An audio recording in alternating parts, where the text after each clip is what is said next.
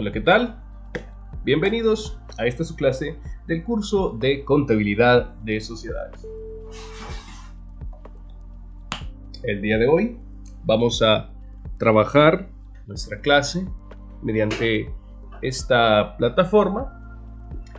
Ustedes tendrán a bien el observar esta videoclase y van, como en la clase anterior, a ir realizando apuntes en su cuaderno o en su libreta de notas. ¿Por qué yo solicito que ustedes tomen nota? Bueno, déjenme contarles. Tomar nota es una cuestión, es una tradición y es un hábito, también una técnica, con la cual nosotros podemos hacer nuestra la información y anotar esas cuestiones importantes que nos van a ayudar después, cuando las transcribamos, cuando las pasemos en limpio, a recordarnos y a hacer una suerte de retroalimentación. Entonces, por esa cuestión, yo siempre sugiero la toma de notas como una técnica de aprendizaje. Y bueno, me he saltado un poco las presentaciones, ustedes ya me conocen. Lo dijimos en la clase anterior, pero si alguno no se recuerda, soy el profesor William Emanuel Gómez Alarcón y en esta oportunidad vamos a hablar de contabilidad. Así que les agradezco a todos y cada uno de ustedes el poder estar acá en este salón de clases, en esta modalidad en la cual yo espero que la temática disertada sea lo más clara posible, pero de no ser así, ustedes saben que pueden consultarme, que pueden contactarme por correo electrónico, por nuestro grupo de trabajo o por alguna otra forma o manera que usted considere le sea objetiva y oportuna. Así que sin más dilación, vamos a comenzar con esta clase de contabilidad de sociedades. ¿Y cuál es la temática que vamos a ver el día de hoy? Se estarán preguntando ustedes. Bueno, pues la temática hace alusión a los principios y las normativas contables de las empresas mercantiles. Si nosotros recordamos en la clase anterior, vimos la diferencia entre una empresa mercantil, empresa comercial y pues un negocio individual, negocio de una persona individual. Nos vamos a concentrar en este momento en las empresas mercantiles. Recordemos que estas son las que normalmente, pues que los comerciantes individuales también lo realicen, pero normalmente se les solicita la contabilidad completa. Y cuando se realiza esta contabilidad debe de tomarse en cuenta ciertos principios, ciertas normativas que ya están previamente establecidas. Así que antes de entrar en materia, antes de entrar en detalle, quiero contarles que normalmente los seres humanos tendemos a buscar una estandarización en ciertas cosas. Buscamos que algo sea lo más estándar posible, que sea lo más adaptable posible. Por esa razón se realizan los doblajes de las películas, para que podamos disfrutar de una obra cinematográfica del cine contemporáneo francés o del cine clásico ruso o de la época de oro del cine mexicano. Siempre hay esas adaptaciones, esa estandarización, por eso existe el doblaje, para que todos podamos comprender una película, comprender una trama. Los principios y las normativas contables son una suerte de doblaje, pero de la contabilidad, aunque más que un doblaje es como si yo les dijera una serie de indicaciones que deben de seguirse tanto aquí como en China, una serie de principios que se hacen tanto en Oriente como en Occidente. Es como decir cierta verdad que es verdad acá y que es verdad en cualquier otro punto que usted del planeta en el que usted esté, como por ejemplo la afirmación necesitamos el aire para respirar es tan verdad aquí como puede ser en China, como puede ser en Japón, como puede ser en Australia, en el continente antártico, en fin. Y estos principios y estas normativas lo que buscan es que la contabilidad sea similar en todas las partes del mundo. Que si yo trabajo contabilidad acá en Guatemala, pueda tener las nociones, claro, salvando las debidas distancias, de poder trabajar contabilidad en México, en los Estados Unidos de América del Norte, en Brasil, en España, en Marruecos, etc. Entonces, estos son principios o normativas, son cuestiones, son afirmaciones, son conceptos que son verdad aquí, como pueden ser verdad en cualquier otro lado. Bueno, creo que ya nos extendimos un poco en la introducción, pero tenía que dar ese contexto para que podamos entender y analizar cada uno de ellos. Sin embargo, antes de entrar en detalle, como realizamos en la clase anterior, vamos a hacer el análisis de nuestra competencia y de nuestro indicador de logro, y vamos a hacer esa inferencia, esa relación de cómo nuestro tema se relaciona con estas dos cuestiones. Bueno, primero la competencia. La competencia, en este caso, como en el anterior, aplica las normas internacionales de contabilidad e información financiera, NIC y NIF, esas son las siglas o las abreviaturas, en el proceso contable de las empresas mercantiles. El indicador de logro relaciona los principios de contabilidad y las leyes tributarias aplicadas en los libros contables en las empresas mercantiles. Igualmente que en el caso de la clase anterior, tenemos esa palabra que vamos a subrayar por acá, que son empresas mercantiles. Vamos a colocar este resaltado acá. Bueno, y esta es la parte que nos relaciona una clase con la otra y que nos relaciona la competencia con el tema. Aquí en la competencia lo que estamos buscando es poder aplicar estas normas internacionales de contabilidad, que acá de una vez adelanto, estas normas vienen de estos principios. Estos principios son los generales, son como esas ideas generales de las cuales nacen normativas ya más específicas. Y el indicador de logro que habla de relacionar los principios de la contabilidad y las leyes tributarias, pero aplicado a los libros contables. Y aquí podemos resaltar, además de la empresa mercantil, los libros contables. Recordemos que para hacer contabilidad tenemos que aplicar ciertas normas, y estas normas están basadas en principios de la contabilidad. Y eso es lo que vamos a ver el día de hoy en nuestra clase. Así que, como ya ven, está completamente relacionado y estamos trabajando en ese camino para poder llegar a cumplir esta competencia mediante estos indicadores de logro. Bueno, así que los invito a sacar su libreta, a colocar el título de su borrador, de sus apuntes. Es importante que coloquemos un título para que sepamos de qué estamos hablando. Y me dirán ustedes, profesor, ¿y de qué estamos hablando? Pues les recuerdo que estamos hablando de los principios y normativas contables de las empresas mercantiles. Voy a pausar la clase y anotar el título.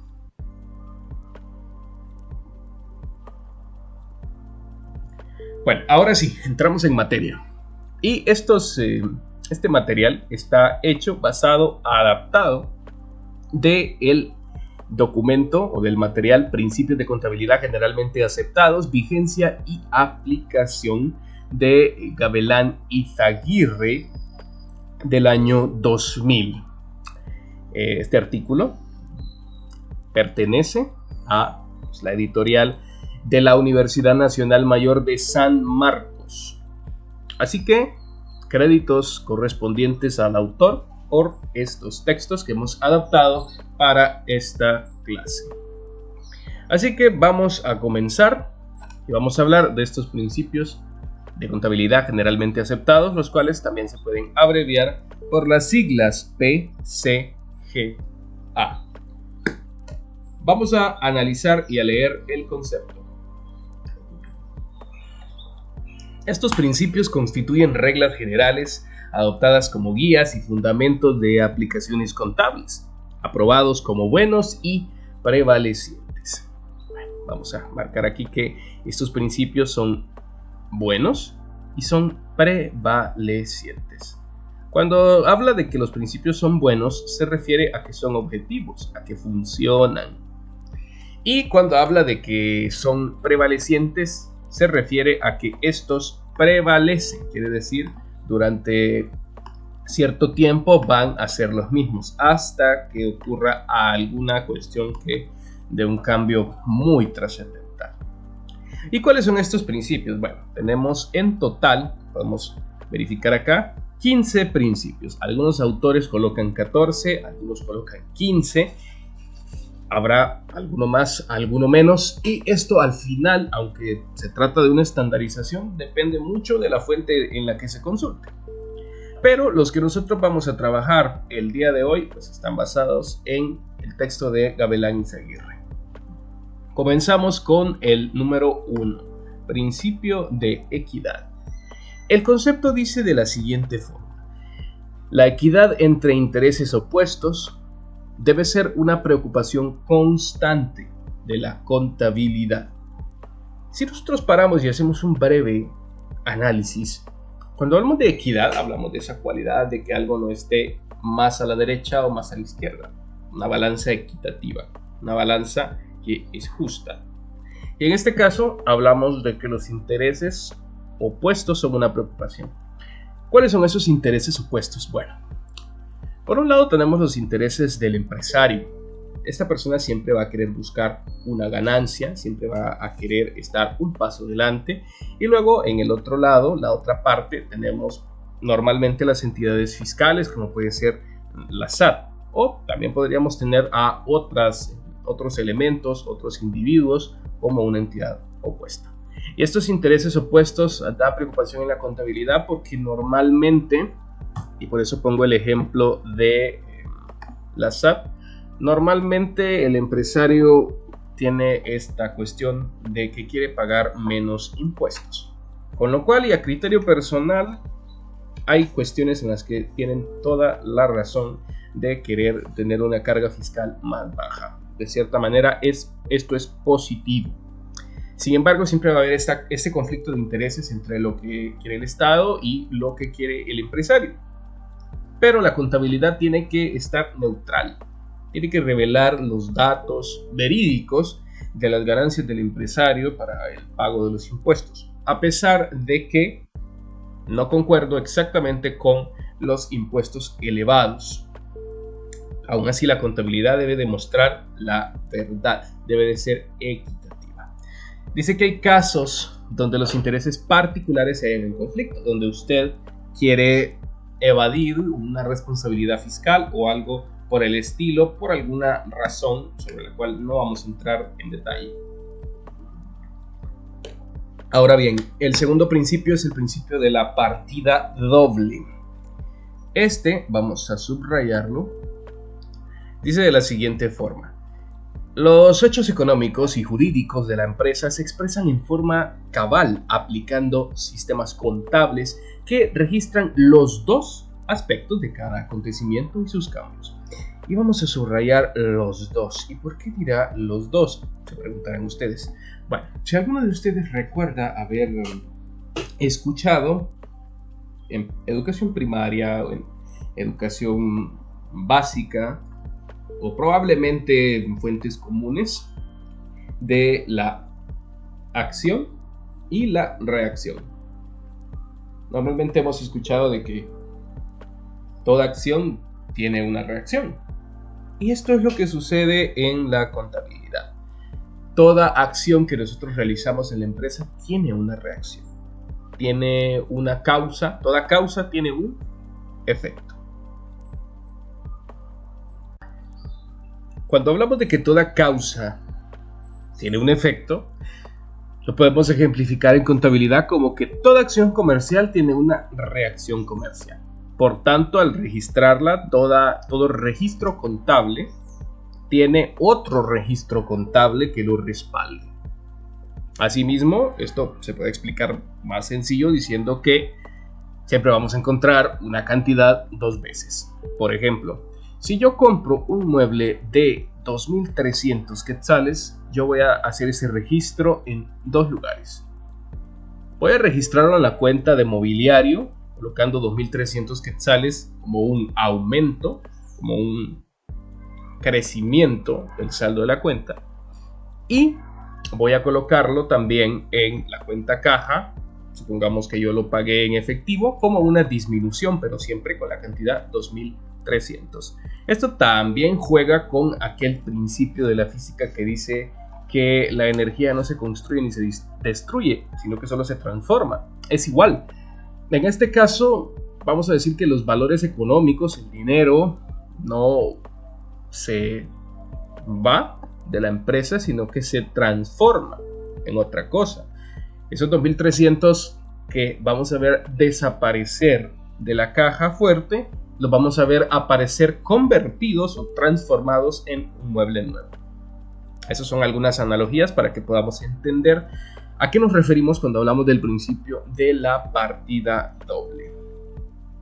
Ahora bien, vamos con el tercer principio, que es el principio de ente o principio de entidad, como suelen llamar algunos estudiosos. Este dice así: los estados financieros se refieren siempre a un ente, donde el elemento subjetivo o propietario es considerado como un tercero. Esto es una parte muy importante de destacar, porque estamos hablando de las empresas mercantiles y no específicamente de los comerciantes individuales.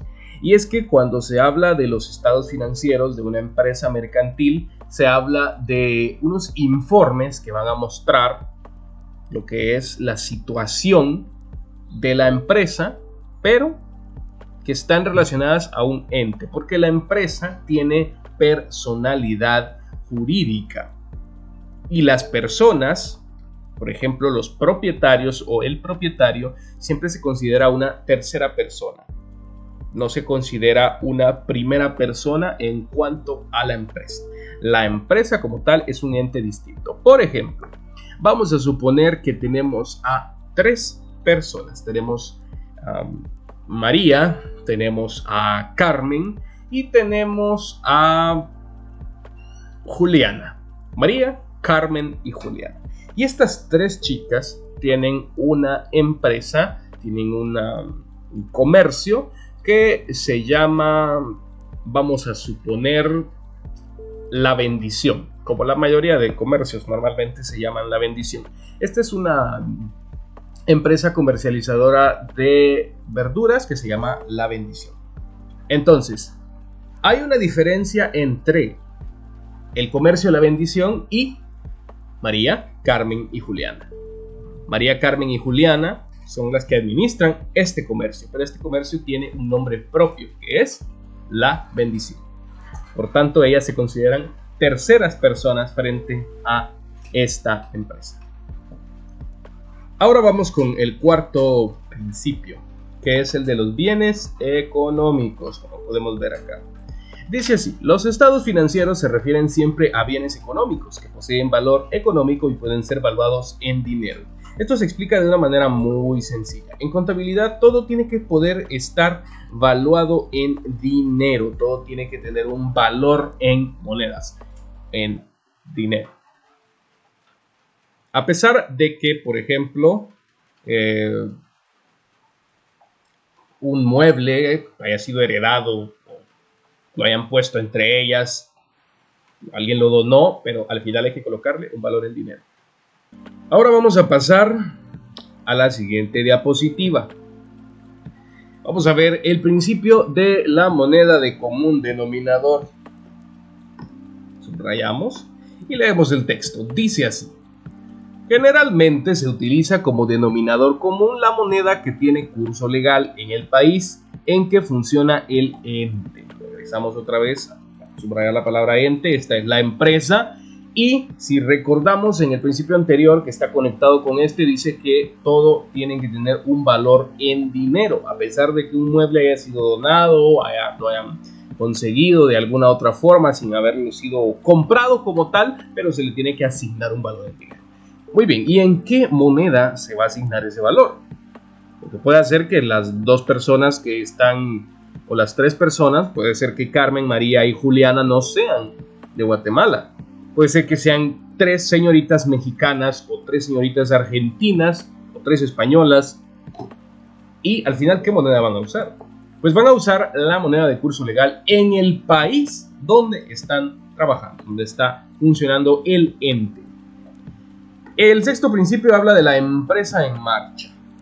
Dice así: salvo indicación expresa en contrario, se extiende que los estados financieros pertenecen a algo que se llama empresa en marcha. Esto quiere decir una empresa que va caminando, que va hacia el futuro y que no está estática, que no se detiene. Considerándose que el concepto que informa la mencionada expresión se refiere a todo organismo económico cuya existencia temporal tiene plena vigencia y proyección. Subrayamos plena vigencia porque plena vigencia significa de que en este momento que yo estoy presentando esos estados financieros, esos informes, la empresa está funcionando y tiene proyección. Esto quiere decir que la empresa va a seguir funcionando en el futuro. Vamos con el séptimo principio, el principio de la evaluación al costo. Bueno, el valor de costo o de adquisición o de producción de cualquier tipo de bien en una empresa, llámese el valor de costo de un quintal de grano de trigo, el valor de costo de la producción de 100 litros de leche, cualquier valor de costo, constituye el criterio principal y básico de la evaluación. Normalmente cuando le ponemos valor a algo, se lo ponemos en base a el costo. Por ejemplo, si yo quiero vender litros de leche, yo tengo que saber cuánto me costó producir cada litro de leche para poder colocar un precio y obtener una ganancia. Entonces, el valor de costo es muy importante para poder establecer un precio. Para los estados financieros en correspondencia también con el concepto de la empresa en marcha. Igualmente, la evaluación al costo nos dice de que siempre vamos a tomar para la evaluación lo que es el valor de costo de un elemento para poder colocarle un precio. Por ejemplo, en el caso del mueble que alguien donó de ellas tres, tiene que ver, bueno, cuánto costó, y si no sabemos cuánto costó porque se lo heredó otra persona o así sucesivamente, pues hay que ver cuánto cuesta en el mercado y colocar un valor similar o aproximado. Eso es con respecto al principio de la evaluación al costo. El número 8 habla del periodo. Bueno, en la empresa en marcha, como dijimos, que la empresa va proyectada hacia el futuro, va caminando hacia el futuro durante pasan los años, no se detiene. Pero es indispensable medir el resultado de la gestión de tiempo. Para eso se divide en los llamados periodos. Y un periodo contable actualmente en contabilidad corresponde a un año. Entonces, dividimos siempre por periodos porque como la empresa no se va a detener, o por lo menos no queremos que se detenga, tenemos que saber, por ejemplo, tener dividido para poder hacer un estudio y saber cómo nos ha ido en tiempo atrás. Si lo tenemos dividido por periodos, sabemos cómo nos fue en el 2018, 2019, 2020, etcétera, etcétera. Es mucho más sencillo. Noveno principio, el principio de devengado. Dice así: las variaciones patrimoniales que influyen en resultados económicos son los que corresponden a un ejercicio, sin distinguir si se ha cobrado o pagado en este periodo. Normalmente, cuando llega el final de un periodo, llámese 31 de diciembre, o tal vez un poco antes, 28 de diciembre, podemos adquirir una compra al crédito y esa compra no se va a terminar de pagar en el periodo. Quiere decir que el periodo no indica que allí se acaban todas las actividades contables y después en el otro año se inician nuevas actividades. Para nada. Usted puede comenzar actividades contables al final del periodo, terminarlas en el siguiente periodo. No es una frontera, no es una frontera de un país como la de un país de donde en un lado está México y en la otra está Guatemala. No, es una sola carretera, es una sola vía, pero para efectos de facilidad, de practicidad, se divide en periodos. Sin embargo, dice que son los que corresponden a un ejercicio, no debe de distinguir si ya se cobró o ya se pagó en ese periodo, pues que se cobre o se pague en el siguiente periodo, y eso no tiene nada de malo, no tiene ninguna cuestión que vaya a ser algún tipo de error. El número 10 o el 10º principio habla de la objetividad. Dice así: los cambios en el activo o en el pasivo y en la expresión contable del patrimonio neto se deben reconocer formalmente los registros contables. Si se da el caso de que usted compra una nueva maquinaria, usted debe de registrarla en los libros, esa nueva maquinaria, para tener constancia de que tiene una nueva máquina. Si usted realiza una compra de mercadería, usted debe de registrar esa compra para poder tener esa idea de cuánto tengo y de cómo va funcionando el negocio. Entonces, todo lo que afecte el patrimonio debe de estar registrado en los libros contables. El número 11 habla de la realización. Dice así: los resultados económicos se registran cuando sean realizados, cuando la operación que los origina queda perfeccionada según la legislación.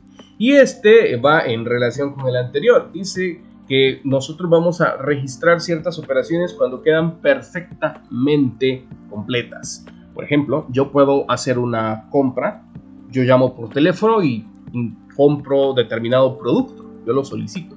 Pero hasta el momento en que yo no tenga ese producto en mis manos, de que yo no haya realizado el pago y no me hayan dado la factura, hasta entonces no se ha perfeccionado. Por tanto, yo debo de registrar exclusivamente cuando la operación se perfecciona.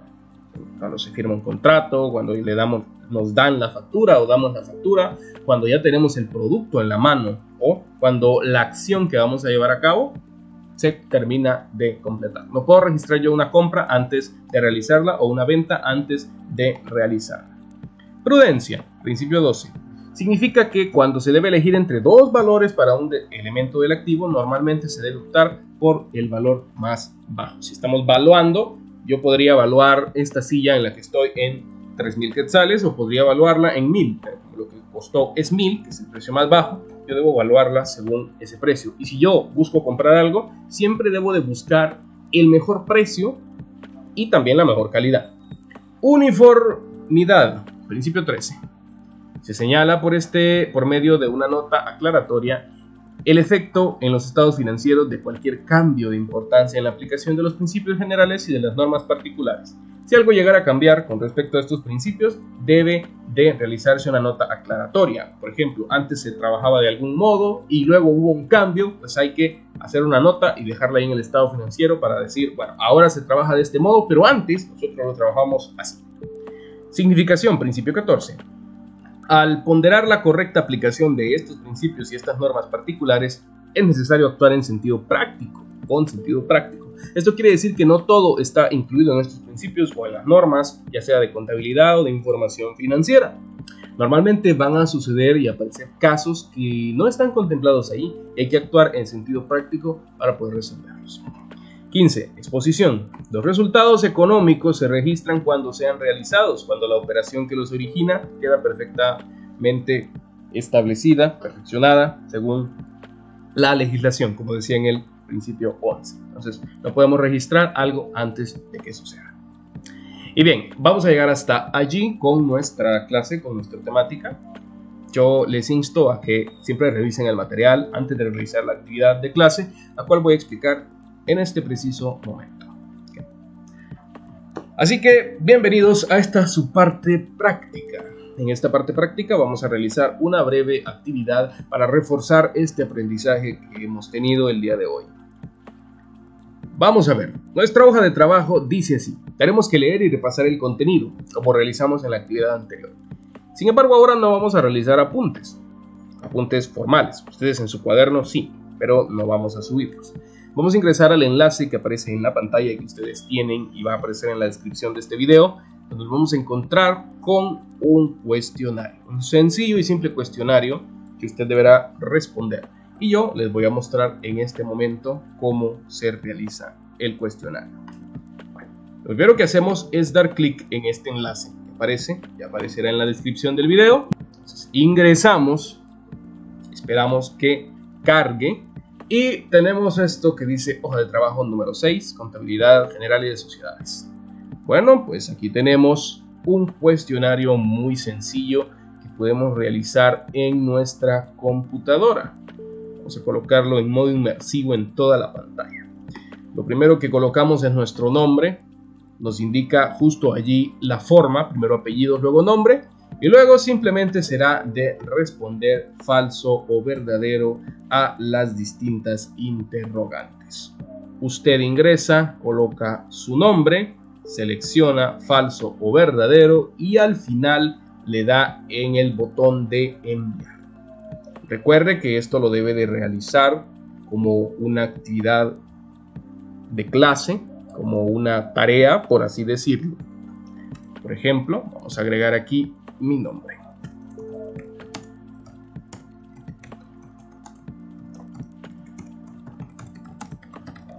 Luego simplemente vamos a seleccionar como nosotros consideremos. Muy importante que todos ustedes lean las preguntas y coloquemos si es falso o si es verdadero según nosotros creamos.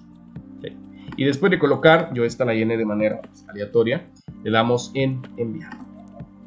Cuando se envíe nuestro formulario nos va a aparecer un mensaje en la pantalla donde nosotros podemos ver el resultado, cuánto sacamos en el cuestionario.